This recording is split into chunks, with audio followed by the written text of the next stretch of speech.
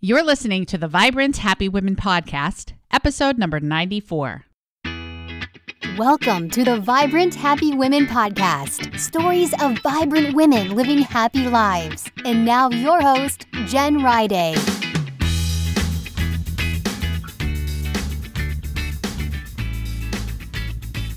Hey there. Welcome back to Vibrant Happy Women.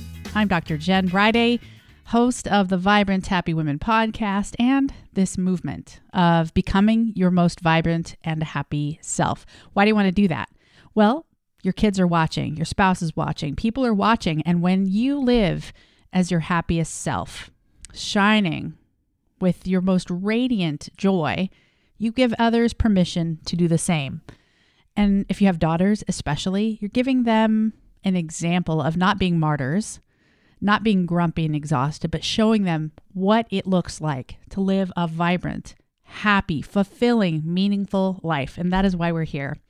I'm so glad you're with us. I can't wait for what's going to happen in 2018. So many great guests coming on the show, so many great topics. And I don't know about you, but 2017 was a pretty amazing year for me personally. Now, there were struggles for sure, heart-wrenching struggles, which happen with teenagers and kids and life and being busy. But as I kept shifting upward, having those mountain moments where I got out of the trees so I could see the forest, got in touch with my intuition, with God, a higher power, and kept clinging to that vision of my best self, I up-leveled in so many ways, but especially in the area of happiness and just being more joyful about my life, even when it was hard. And I hope that's your goal as well. And I'm excited to have you with me today because we'll be talking with Jaya Rose, the queen of manifesting abundance and awesomeness in your life in 2018. Manifesting is a really cool thing. It's focusing on what you want rather than what you don't want. Like attracts like. That which we focus on really does increase.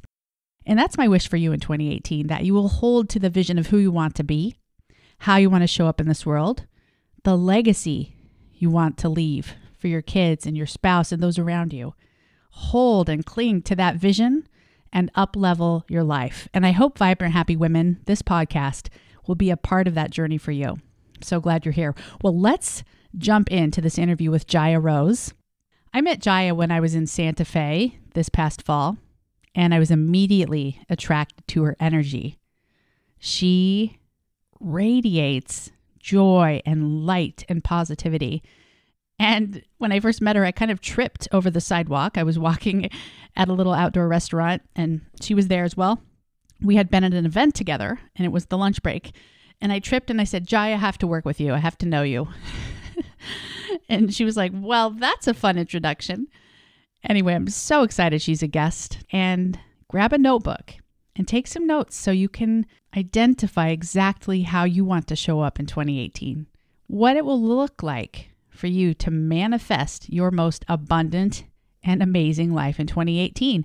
Even if it gets hard, you're going to create this vision and cling to this vision and keep it in your mind, focusing on what you want, ignoring or focusing less on the things you don't want, and you'll be amazed at how you're going to feel at the end of 2018. So let's go ahead and dive into this phenomenal interview. Hey guys, I am talking with Jaya Rose today, and I'm so excited that she's on the show today as we begin 2018. So Jaya Rose is a thought leader, and she helps women awaken to their power of being 100% authentically themselves and manifesting an abundant and amazing life. So she is the perfect guest for today as we begin 2018. Jaya, welcome. I'm so glad you're here. Thank you so much. I'm so excited. Thanks for the amazing introduction. You know, you guys need to know Jaya is a ball of freaking amazing energy. And I hope you pick up on that during the show because we are so lucky to get to hear from her today. I just have to give her more intro. But Jaya, let's start with your favorite quote. Okay, here we go. Your task is not to seek for love, but merely to seek and find all of the barriers within yourself that you have built against it. Rumi. Okay. All right, Jaya, take us to your low point in life and how you how you went through that and became the most amazing person that you are today. Okay, well, it was yesterday. I'm not even kidding.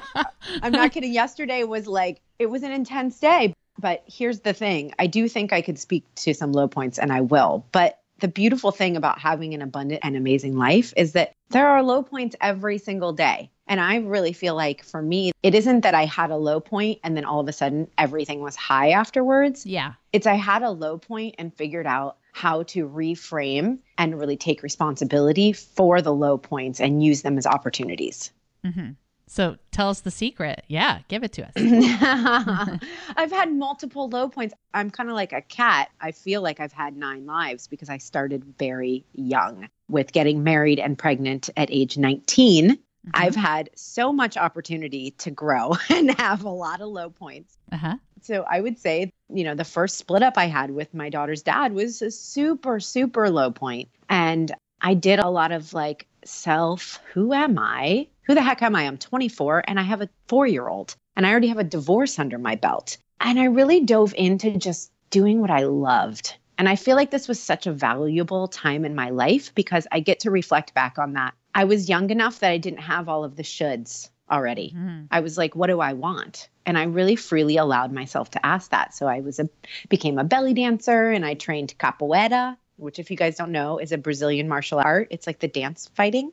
Wow. You've probably seen it. It's been on movies and stuff. It's pretty fun. You do cartwheels and you stand on your head and stuff. Neat. So I combated that low point with being like, this is an opportunity to just figure out what I want, because the low point was loneliness. And, when you get married so young, married and mm-hmm. pregnant, it's like, it's so easy to lose yourself in all of that, even if you're already a grounded adult. But to be so young, I think I just totally lost myself. So finding myself was the answer.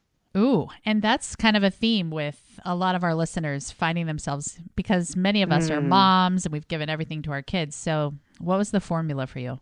Mm-hmm.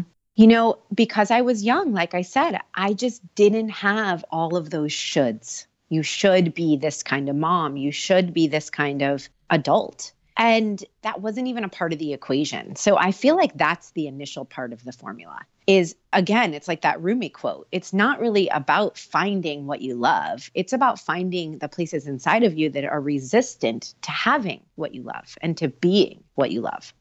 Ooh, yeah. Right? Yeah. So just speaking about that, this is funny because I haven't told that story in a long time, but it's really true. It's either I could have had all the shoulds and I would have had to unlearn them, but thank goodness I didn't because I was so young, because we aren't born with our shoulds. We're taught them. Mm-hmm. Mm-hmm. Well, so fast forward and tell us the story of manifesting your husband.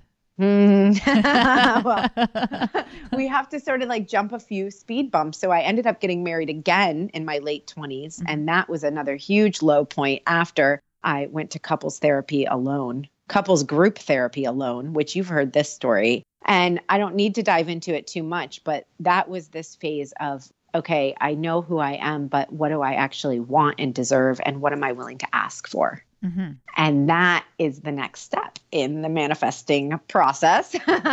And I really got serious about what I want. And it sort of demolished the marriage I was in. So you decided you wanted to do belly dancing and the Brazilian whatever. Mm-hmm. So what else did that process look like of nailing down what you wanted? At that point, it was the who am I? And then the second divorce was the what do I want? So there's two, these I used, like I said, these were opportunities, even though they were super painful. Mm-hmm. So are these steps that we can follow to figure out what we want? Okay. Oh, wait, backing up. So number 1, who am I? How do we figure that out? This is, of course, trial and error. And I believe that clarity comes with action. And that's what I did. I took a lot of action. I was like, well, I'm a belly dancer. Well, now I do martial arts. I'm a badass, Yeah. Who am I? Who am I? And it really just, life is going to give you opportunity to decide who you are within each opportunity. And so I think it's less about what steps do we take to do it and more just about a mindset and a mind frame of being open to the question, who am I? Who do I want to be? Who do I want to be in this situation? And then putting ourselves into new situations to discover new parts of ourselves. Okay. So just being open. Mm-hmm. not relying on those shoulds that people tell us we should be. That's a big part of it. It really is. And so I actually wrote out this 4-step process that I wanted to talk about. And it's so funny because organically this just happened. But what I wrote down was step number 1. Saying no is the fastest way to clearing space for a yes.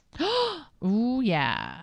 I Right? love that. And so that is a big part of claiming who you are. And it's not being negative or mean to say no, because it might be being negative and mean to say yes and then actually be saying no to something else, because they go hand in hand. Say that quote again. Saying no is the fastest way to clearing space for a yes. for a yes. Okay. I love it. And we do have to remember that there's 2 sides to every coin. And so when we say yes, we're also saying no to something, because we have a human capacity. Okay. And then we don't need to feel guilty. Right. Which I know that that's all the should stuff, right? But what if it truly just is what you want or don't want, and you decide that? Right. What would that look like? Right. Oh, that's good. So that's the first step, figuring out who you are and saying no so you can clear space for a yes. Ooh, that's good. Yeah. So I acted that out. So I'm a physical learner. I didn't need to go get a PhD like you, Miss Fancy Pants. I mean, mad respect to you. Amazing. I have lived in the school of life, and so have you as well, I'm sure. But I really embodied these lessons. It only took me 20 years. So it might be longer, a little longer than the PhD school of life. So you figured out you liked belly dancing and the other thing. And then, you know, I can't say it. Say it again for us. It's capoeira. Capoeira. Okay. Tell us the next lesson and how you learned that. So then I got married again, but I got married again with the same blueprint that I had the first one. Okay. Meaning, well, my therapist told me my picker was broken. It's just that I didn't have all of the requirements that my higher self really has, my true self. I had the requirements that were very basic. Like, well, of course, he was nice to me and he was clean and he had money too. And, you know, I mean, and we were best friends. But I hadn't really gotten real with myself in terms of what I require in life, what I require. So what did you require? The thing that stuck out the most and that came out at that point was that I require growth. I require spiritual consciousness, and I require that in my marriage. And I need the freedom to be able to discover those things and have them be seen inside of a marriage. So you didn't stay with the second husband, but you started a process of discovering what you actually required. So that was what would you call that step? What do I want? It's like, what do I want? But it's what do I require? Ooh, yeah. What do I require? Okay. So as we're thinking about 2018, we're going to come around to this again. Keep listening, but we can figure out what do we require for 2018. Okay. What's the next step and how did that play out? So then the step I wrote down is number 2, although what do you require is probably step 1.2. And then this is step 2 is to purposely plant your seeds and to ask for what you truly want. Ooh, oh my gosh. So how did you do that? If we think about it, so I'm using a garden analogy, so I'm guessing everyone can kind of visually see this and understand it. It's like if you want lettuce to grow, you have to plant a lettuce seed, not just any seed. So I can say, okay, it's time to plant your seeds. What do you truly desire? What do you want? What do you require? And yet, if you're like, cool, I'm just nonchalantly plant some seeds, well, you're not going to get what you want necessarily. You might luck out, but it's way, way more guaranteed that you're going to get what you want if you plant the seed is going to grow into what you want. So you knew you wanted a husband who would engage in growth and spiritual consciousness and see that in you, and you could connect in that way. So how on earth do you plant that seed if you wanted it? I knew I wanted to get married again, and I knew I wanted to have another baby. And at that point, my daughter was 11. And I kept saying, well, when she's 8, I'll have another baby. Well, when she's 9. And now now she's 11. And I went on this real journey of flexing my requirements. And so I would say that is planting the seed. Every time you specifically say to the universe, this is what I want, this is what I don't want. So it's an elaboration of step 1, which is to say yes and no, or say no. But I did it on a repetitive basis because I moved to Portland, Oregon. And I don't know if any of your listeners live in Portland, Oregon or have been here, but there is not a plethora of like manly men.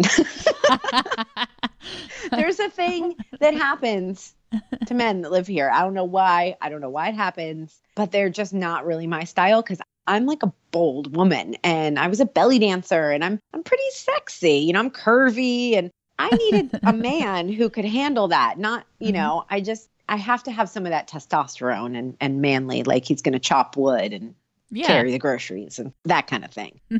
So I just kept dating all these guys who were just a big fat no. And I got to really not only say no, and here's really a big part of this second phase is to be specific, right? We're specifically planting the lettuce. We're not just planting a seed. It's not just an intention. It's specific. And so I had opportunity to practice this over and over again. No, thank you. I require that a man I date does not drink 4 drinks on the first date. No, thank you. I require a man that calls back when he says he's going to. Yep. And I didn't just play the aloof game and be like, well, I'm just going to not answer his call. I would pick up the call and I would tell him exactly what I require in the form of, and it's not you.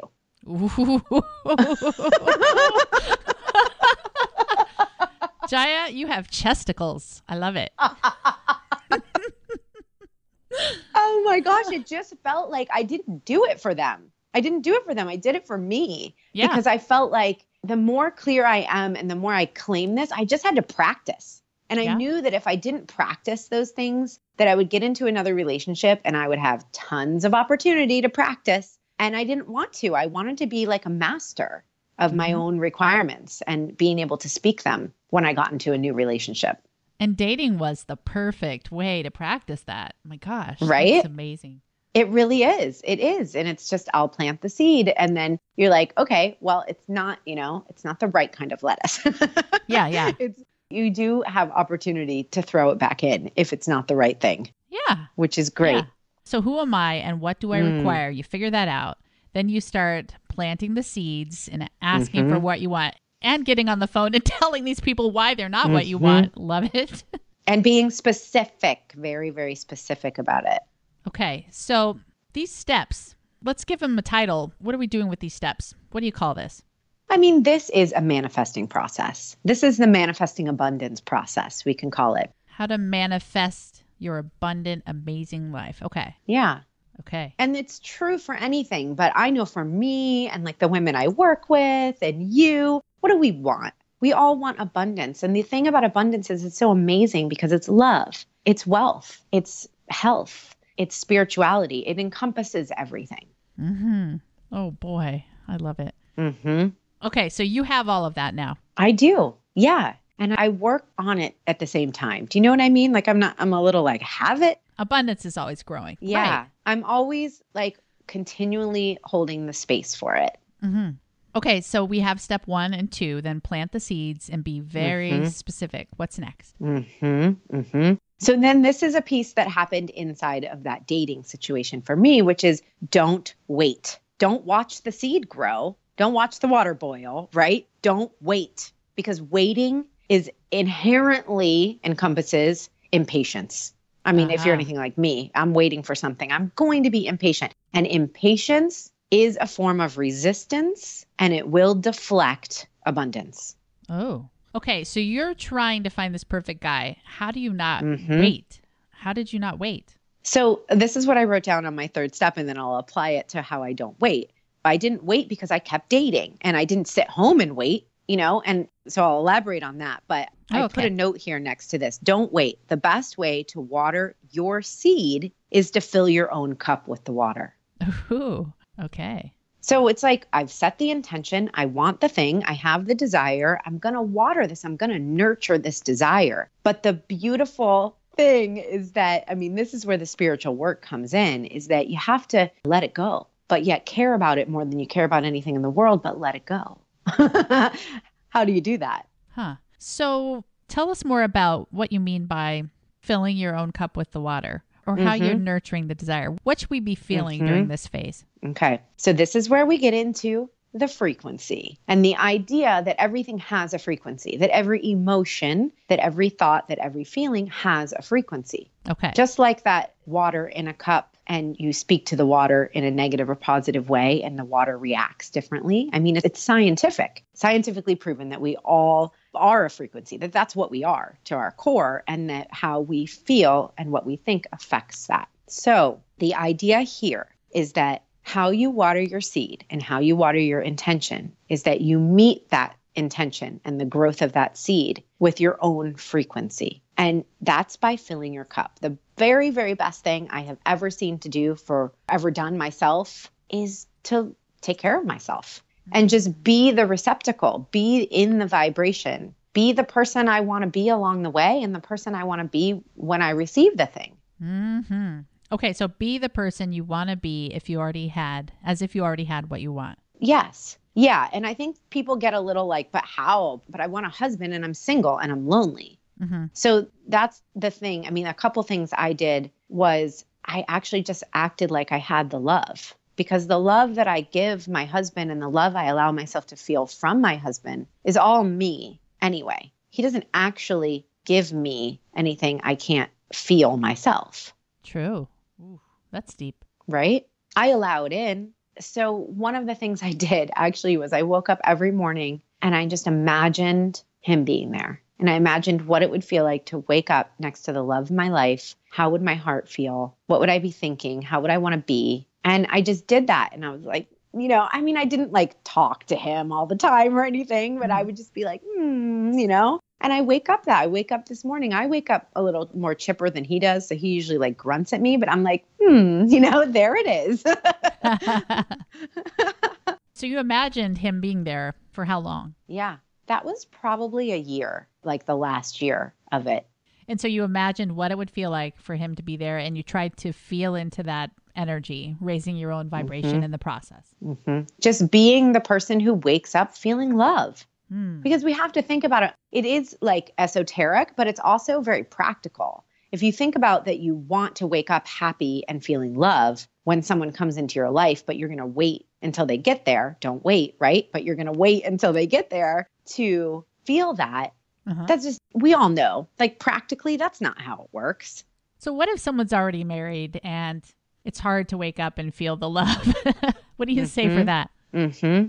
Well, I think we sort of go back to step one, which is to really decide what you require and what you're asking for, because it might be an indication that you're not really meeting your own needs or you're not asking for your needs. Ah, that's true. Right? Mm-hmm. Mm-hmm. And then it also could be an indication that you're neglecting yourself. So in stage 3, we're not waiting. We're not waiting for him to change. And I know you and I talked about this on a personal level. It's like, we're not waiting for him to change. We are growing. And inherently what's going to happen when you start growing is someone's either going to grow or they're going to be left behind. And you don't even have to make any decisions about that. It's going to be clear what's happening. Right.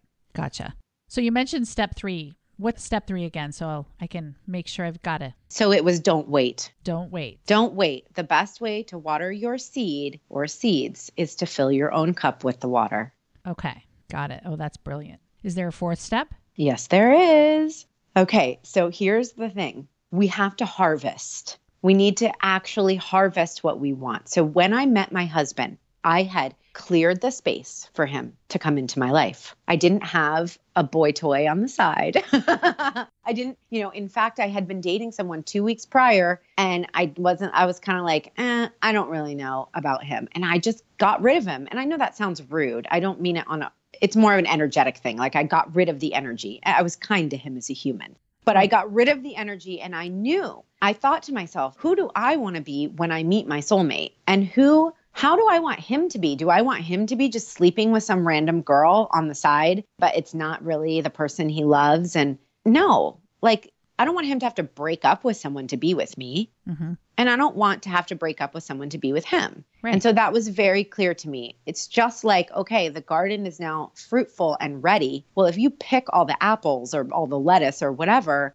where are you going to put it? Mm-hmm. If your kitchen is all full of other stuff, if you don't have a place for it, it's not going to come in. And it might be there waiting for you to take it and harvest it, but you're not going to pick it because we only take on what we have the capacity to take on. Okay. So you harvest what you want and you have space for it. So you met your husband. Mm-hmm. Where did you meet? Mm-hmm. We met at a nightclub, of course, like any people in their late 30s would do.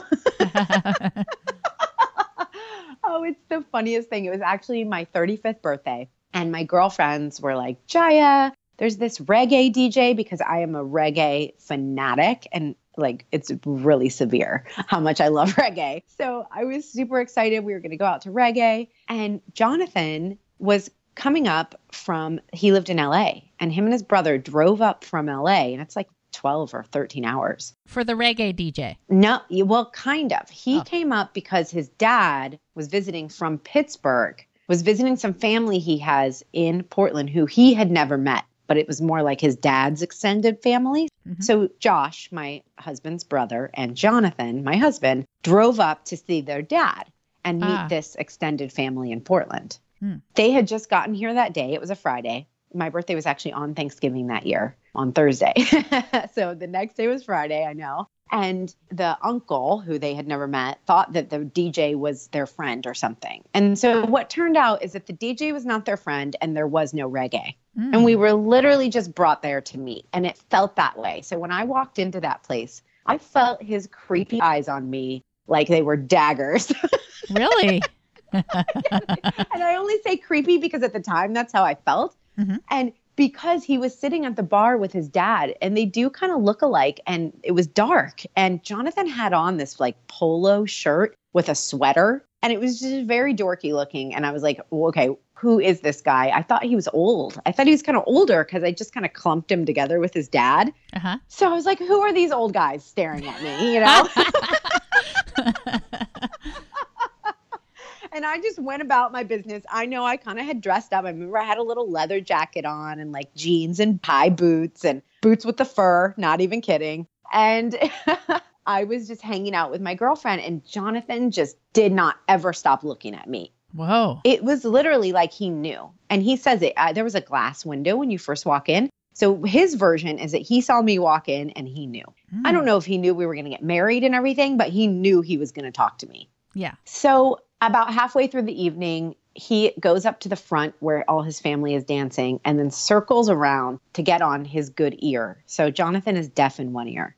He can't hear at all out of one ear. And in social situations where it's loud like that, it's a really big deal. Mm-hmm. Because if you're on his bad side, he will not hear anything you say. Right. So he had to arrange himself to come and be on his good ear. And I saw him, he did this like dorky, you got to see me doing it, this dorky little dance with his little polo shirt on and his sweater. And he walks up, and he was 32 at the time. So he was not old at all. And he was like, hey, what's up?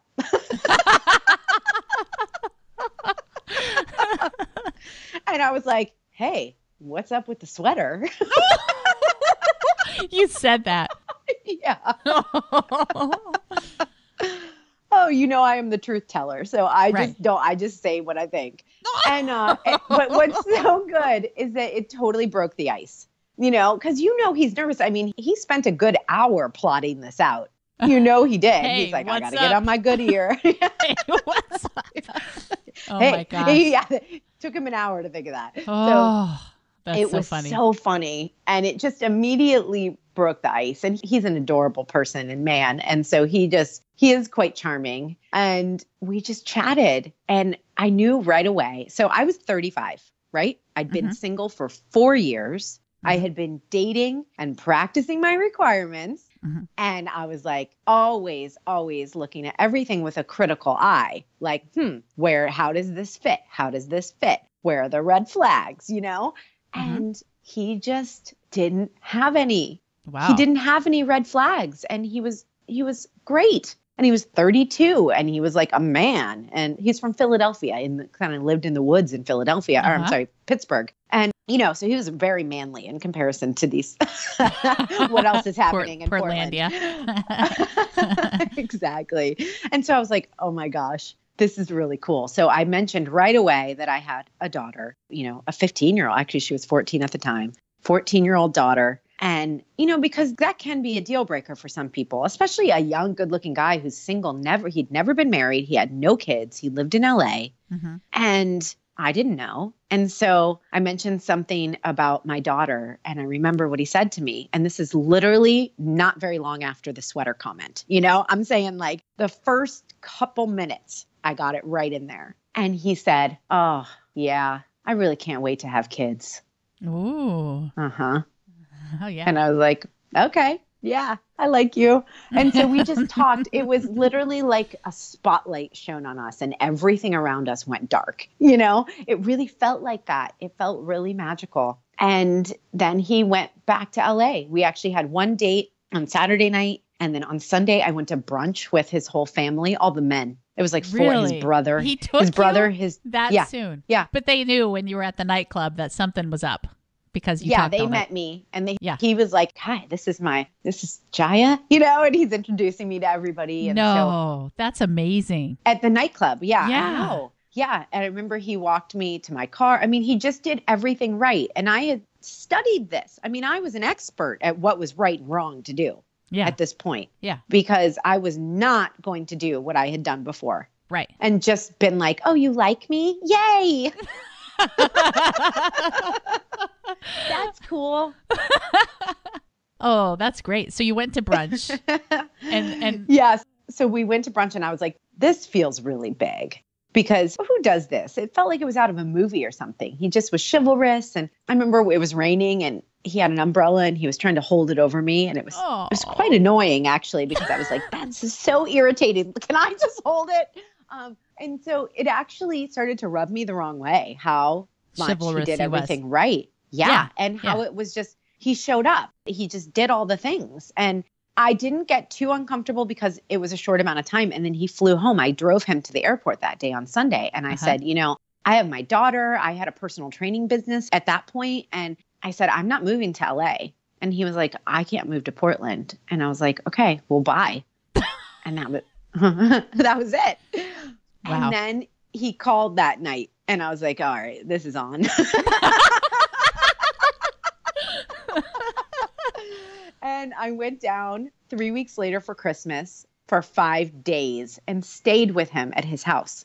I do not recommend that. That is a terrible, third date or whatever. It really just gave way too much opportunity to have all of those demons come up that are like, wait, but this is wrong. And what does this mean? And all the, just to get in my head, basically. Yeah. And I got in my head and I thought, this is not right. Because I had this expectation, okay, there's all this amazingness. Oh my gosh, my whole life has led up to this. We're either going to not be compatible or we're going to totally get married over the weekend.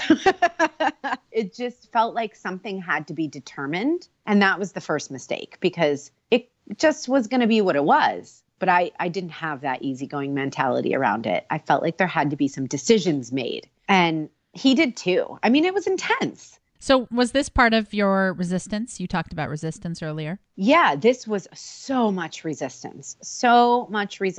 And I really wasn't even sure if I wanted to harvest it. This is that fourth step where you get to decide. You do. And I could have decided no, or I could have decided yes. Mm-hmm. But you knew it was what you wanted, but then you're freaking out. Yeah. Yeah. I knew I was attracted to him and he was super cute and sweet to me. But he was just so different than all the other men who I had divorced. Right.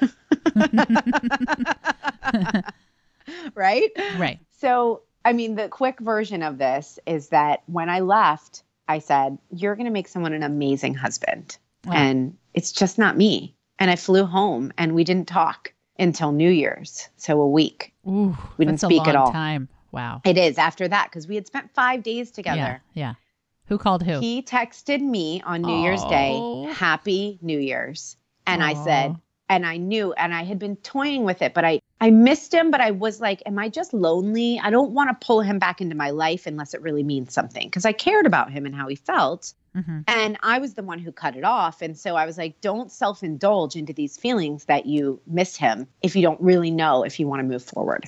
Right. So that's why I hadn't been. But as soon as he sent me that message, and then I called him, but he wasn't available. And he called me back later that evening. And as soon as I heard his voice, I knew. And I've never, ever questioned or looked back from that point. Ooh. So how long did you guys date until you married? Well, that was, just a month into meeting. And then he came up that next weekend. I was opening a fitness studio and he came up and helped me buy all of not pay for it, but help me move all of the equipment and move into my new studio. And I remember him saying, I want to come up and help you because I want to be able to say that I was a part of this. Oh, I know. gosh. And I was like, wow, this guy really means business. So he actually proposed within 5 months. It was like 5 months in. He moved to Portland a couple months after that. We got married and pregnant within 11 months. And now I call it our cosmic anniversary. That day we met is our cosmic anniversary, the day after my birthday. And we just had our 6-year cosmic anniversary. Ooh, I like that. Isn't that cute? So you went through these steps, essentially. You figured out after the first and second divorces, who am I? What do I require? Then you started to flex your requirements and shift into that energy of feeling the way you would feel once you had what you wanted. And then that don't wait one, watering yourself, taking care of yourself and making sure you feel the right way. And then harvesting. So part of harvesting was identifying that resistance and just still being open to this is what I want. Just being aware that there's still going to be resistance coming up. Well, that's the thing. I think why the law of attraction and manifesting feels like it doesn't work for so many people is because this is the part there's not very much education about. This isn't what The Secret talks about. The Secret talks about ask and you shall receive, right? Ask, believe, receive. But the truth is that we all have resistance, and resistance will not allow you to see the blessing. It doesn't mean the blessing isn't there. And so I say here in my note to harvest is abundance is the result of harvested fruit and gratitude and the space to have it all. So clearing the resistance, and that just means recognizing it and then choosing whether you want to continue in that thought process, is the same thing as clearing the counters to put all the harvested apples on, right? That's the clearing process. And that cannot happen truly until you're faced with how many apples are there? How big is the thing? When I met my husband, I didn't know that I had this resistance towards being with a super nice guy that actually paid attention to me. I thought that's what I wanted, but when I actually felt it, I was like, I don't have space for this. I don't know how to hold this. Yeah. So I resisted it, right? Yeah. And that's where I think that this is really the work of life. That's where the real work comes in, is to actually allow yourself to have what you want and to continually challenge that resistance and clear the space to receive it and live in that abundance. And gratitude is a really great practice for that. Oh, okay. So what would that look like? Just 5 things you're grateful for every morning, or? Yeah. I mean, if it's something specific that you're looking at, okay, I want this thing, but I just got it. And now it doesn't feel like what I thought it was going to because it feels resistant. And resistance for a lot of people comes up as anxiety, as overwhelm, as fatigue. That may be an indication that you have resistance towards something. So I mean more gratitude as like a way of life. So in that time going, okay, and I was barely able to do it at this point, way, way better at it now than I was 6 years ago. But at the time, I thought, well, I just challenged it. I was like, okay, I think that this is really annoying and I don't want it. But Jaya, you said this is what you want. So like, how could he doesn't need to change. The situation doesn't need to change. How do I need to shift inside of this? And yeah, so gratitude can be like, thank you for allowing me to see this. Thank you for giving me this resistance so I can rediscover what I truly want or reaffirm what I truly want. Thank you. Oh, yeah. Right? You see what I mean? So it's like when we resist the resistance, there's just more resistance. So be grateful for resistance. Be grateful for the anxiety and the overwhelm and fatigue that come when you're receiving something that you've always wanted. I like that. And right, but this is the point, and especially for women, because we are so dang hard on ourselves. We're like, oh, this means I'm not perfect. And we use it as evidence to say that in some way we're failing because we're anxious or overwhelmed or exhausted. And what if that's just creating more resistance and less of what you truly want? Right. So let's take a quick break for our sponsor and then come back and talk about how we can use this 4-step process in our own goals for 2018. Have you heard of HelloFresh? It's a meal kit delivery service that shops, plans, and delivers your favorite step-by-step recipes and pre-measured ingredients so you can just cook, eat, and enjoy. My daughters and I have had a lot of fun with our HelloFresh box. Our favorite meal was hands down the pineapple pork. And I love that they're learning to cook without me having to spend all this time teaching them how. We just follow the directions and the ingredients are there, quick and easy. With HelloFresh, I love that you can choose your delivery day for when it works best for your busy schedule. And you can pause the account for weeks at a time when you're out of town. HelloFresh offers a wide variety of chef-curated recipes that change every week. And there are 3 plans to choose from: classic, veggie, and family. HelloFresh makes it so easy to cook delicious, balanced dinners for less than $10 a meal. You can get $30 off your first week of HelloFresh by visiting HelloFresh.com and entering code HAPPYWOMEN30. Again, that's HelloFresh.com and enter coupon code HAPPYWOMEN30. Okay, welcome back, Jaya. So a lot of women in 2018, the most cliche goals are, lose weight or, I don't know, get a new job. I don't know what they all are, but I would kind of guess a lot of my followers want to strengthen their relationships at home with their spouse, with their kids. How could we apply this process there? It's so beautiful because, like I said, you asked me initially, well, when was the low point? And I'm like, well, yesterday. Right. Because the truth is I don't believe that we get there. I mean, a spiritual practice or being enlightened or being your best self even is not a destination. It's a way of being. So inside of that, it's like a restart. We just got to restart and go back to the initial phase. That's like, what am I saying yes to that is not aligned with my truth? What do I need to say no to so I can say yes to more of what? And I mean, it's just got to be simple or we're going to get overwhelmed by it. And I think that is a fantastic place to start. What can I say no to so I can say yes to more of what I want? That's empowering. And constantly going back to it all year, not just giving up 2 years into your resolution. And it gets down to such small things, even into conflict or conversations. If you're having a conflict with your husband and you don't like the way that it's going, sometimes I say no inside of that. Like, no, I'm not willing to talk when defensiveness is a big thing for us that we work on. And so I'm really sensitive when someone gets defensive. I'm like, okay, no, I don't even want to talk to you anymore because there is no growth in defensive. Defensiveness is like the opposite of fertile ground. It's like stone cold ground. Yeah. So, right. And so I'm like, I say no. I just say no. I won't talk because I'm saying yes to the opportunity for more growth. And then you go back and talk when the defensiveness is gone. Yeah. Ooh, that's empowering. Right? And you're also saying no to feeling like crap because of the fight that would start when you engage when someone's defensive. Oh, that's good. Exactly. The only thing to do when someone's defensive is to either walk away or get defensive. Right. Wow. That's good. Do you recommend people hold a vision of what they want and try every day to shift into the energy of what that would feel like? I love visualizations. I feel like you could do it in a structured way where you do it inside of your meditation, in a very disciplined way. You can also just keep it in mind. I literally ask myself the question, what do you want, Jaya? Multiple times in one day. If I start to get off and I start to get I'm an entrepreneur. Sometimes I get a little distracted and it takes a lot of focus, right? A lot of focus to stay on task. So sometimes when I'm feeling a little unfocused, I just say, what do you want? What do you really want? And sometimes that's bigger picture, but it gets me into the vibration of, okay, I know what I want. I can embody that. And I need to remind myself of it. So yeah, I mean, I don't teach really big visualizations and take yourself on this whole big journey. I'm more of like a practical, how do you fit it into your everyday life? And really just shifting your mindset to start focusing on getting what you want and being clear about it and addressing how that feels to be that person who has it.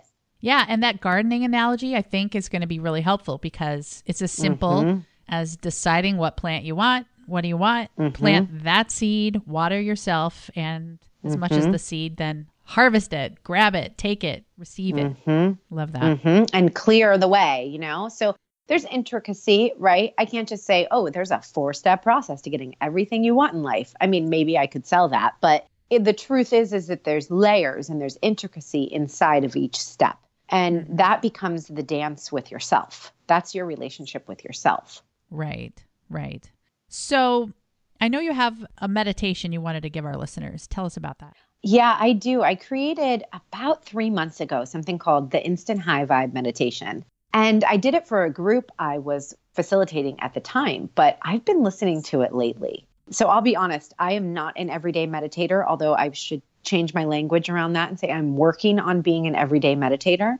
And I really need a little bit of focus. So I really have a challenging time just sitting down and being like, okay, now everything is dark and quiet. It just, I need something to pull me into that alignment and into that focus on stillness and my breath. And so this is so good for that because it's 7 minutes. It's just my voice. And I am like not messing around. I'm pulling you onto this train of like, here we are, we're focusing on you and we're breathing now. And I walk you through the 3 power feelings that I believe get us into a high vibe state and how to like feel them. I just walk through like a little visualization of like stepping into that feeling. And then you're done and you're like literally levitating. You're like, Oh, what? yeah. Oh, yeah. So good. So good. So I say for anybody who is meditating, it'd be a great addition. But if you're not and you've been curious about it, this is such a good meditation 101. And you don't even have to sit still if you don't want to. You could just listen to this and breathe.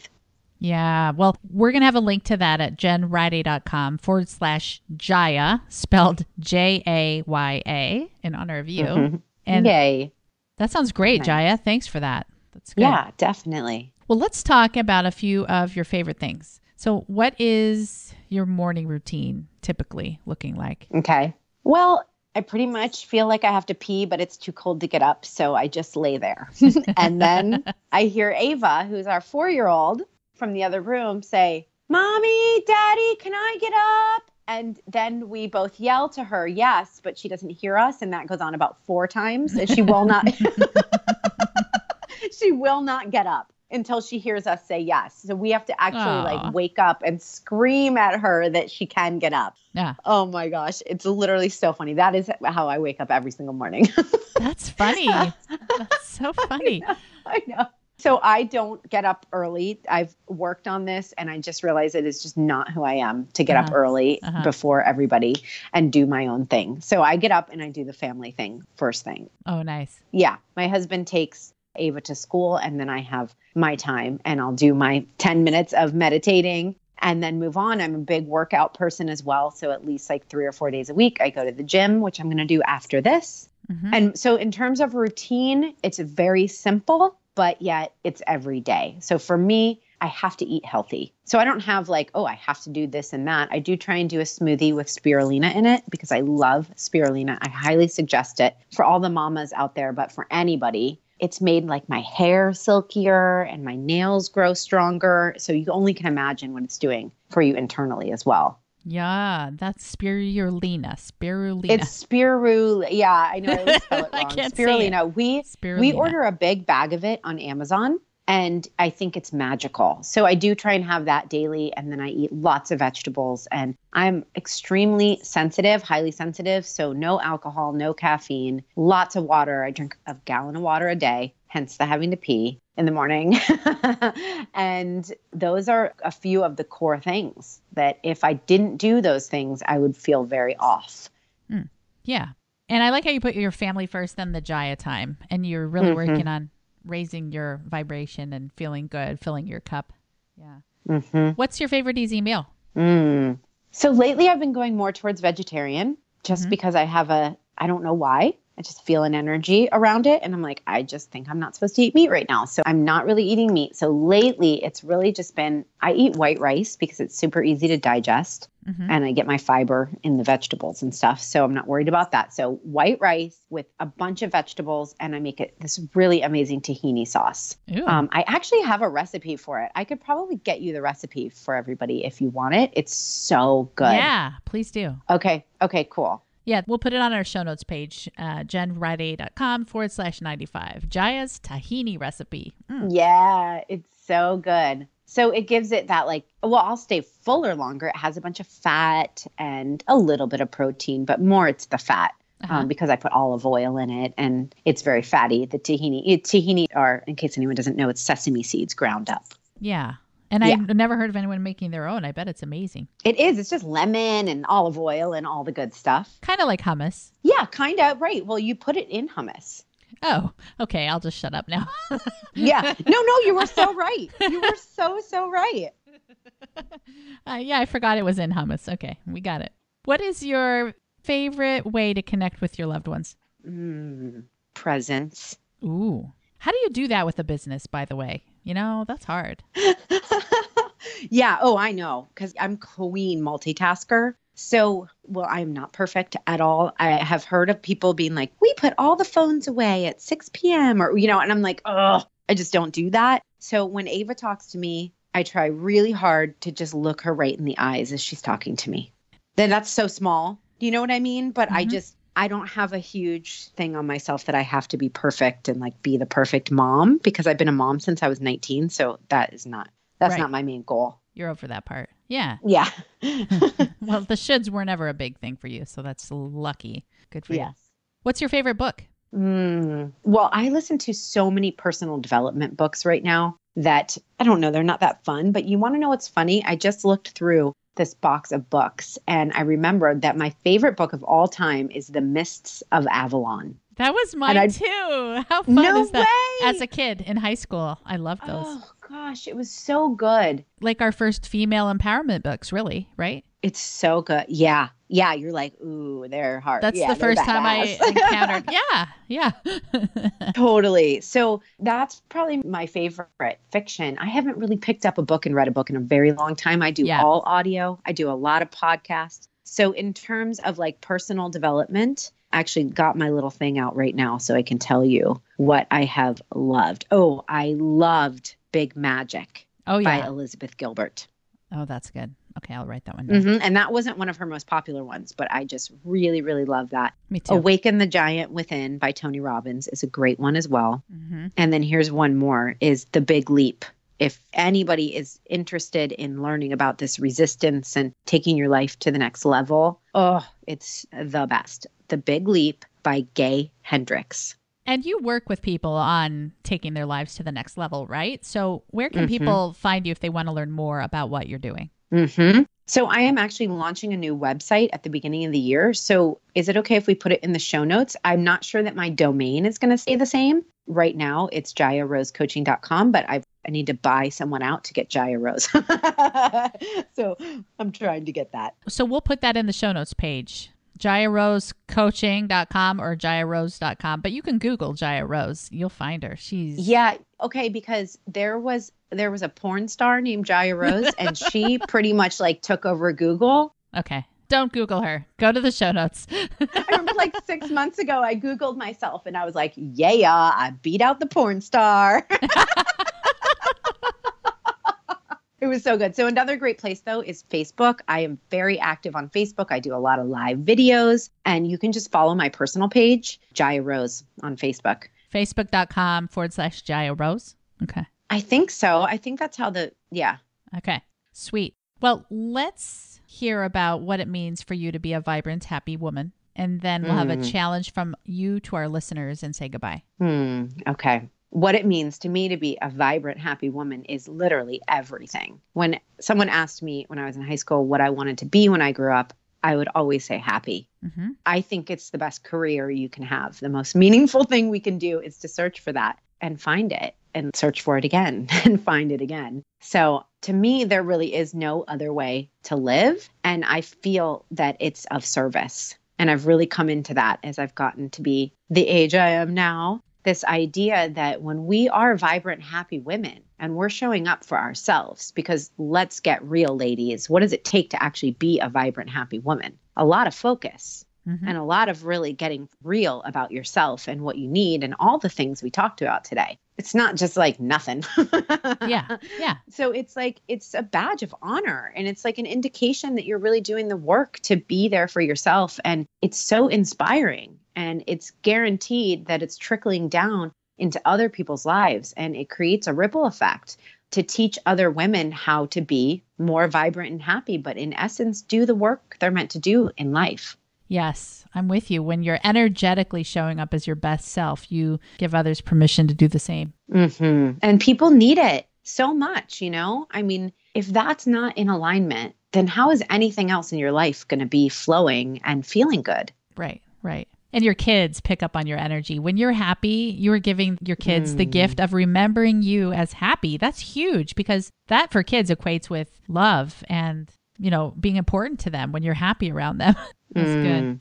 Oh, it's so true. And then they don't have to unlearn. I mean, I think that the true gift of being a parent is giving your kids everything they need, but also not giving them things that they don't need to know, like give them as little to unlearn as possible, because most adults spend their whole life trying to unlearn what they learned as a child. Oh, so sad. But it's so true. Either that or they just repeat the patterns. I mean, those are our two options. Right. So everyone listening, take care of you. The moral of the story. Well, what's a challenge for our listeners? And then we'll say goodbye. Okay. So my challenge for you all, because this is New Year's Day. Oh my gosh. Happy 2018. And what a fantastic time to really ask yourself, what do I require in 2018 to be my best self, to show up and to be the vibrant, happy woman I know I can be? Ooh. So you want people to ask themselves, what do I require in 2018 to be my best self and show up and be the vibrant, happy woman I know I can be? Okay. That's powerful. Well, thank you so much for being on the show, Jaya. I love you. You're amazing. Oh, thank you. Thank you so much. I love you and you are amazing. Bye, everybody. After the interview, Jaya and I chatted a little bit more, and she told me about a free online workshop she's offering for us. It's called the Magnetic Manifesting Workshop. She's going to share more of her tips about how to energetically attract what you want in 2018. We have a link to that in our show notes. Just scroll down to the resources and sign up. I'm going to be there, and I hope some of you will join us. Again, that's called the Magnetic Manifesting Workshop, and you can sign up at jenriday.com/94. Scroll down to the resources section and find the details there. I will be back on Thursday talking about goals and intentions for 2018, especially some of my own and some from a few listeners. If you'd like to be a part of that episode or share any of your goals or ideas for 2018 with me, you can email me at support@jenriday.com, or you can leave a phone message at 608-352-6586. I love to share listener thoughts on the show, and I would love for you to leave a message. Again, that's 608-352-6586. I will see you Thursday, and until then, rock the first few days of 2018. Take care, my friends.